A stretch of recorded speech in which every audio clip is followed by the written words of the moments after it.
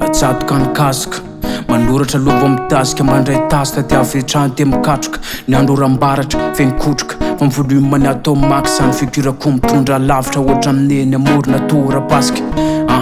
manosika amoka fa tsy avela iotrika aleo lasaiko manomboka be atrampolitika izy amin'ny afaka ifampisarana fa tsotra an'le namany tsy menatra ny andetika da aleoko mozika ihany manasitra na miferiko da aleo zay ifampisara da aleo zay ifampitantara mifenjifenjim-pona tsy azahoana ariary tsotsapanao tsotsapan'izanizy fa tiako fonizy hoeo anilakeo maraina atoandro arivo ty tsy mijanona anay fa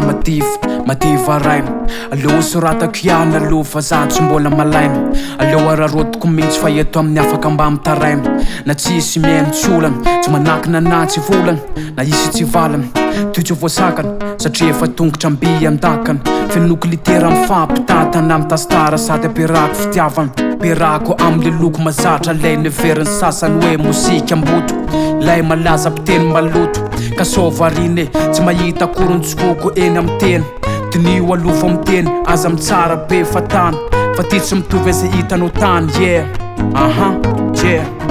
tongolany kely vetivety misofinao ramba mety hoetiky anao hitety eno rima tsara tefy ian'ny akantony hoe asa soratra misy fandalinana nety fa tsy hoe mitsapatsapany alalany rano tsy hoe mamama inspiraka mihitsy fa tsinjilaka tena izy no aporaka tsy menatra ny anjanaka ny saina otrsaina asa soratra sady misafosafony mamelaka sotra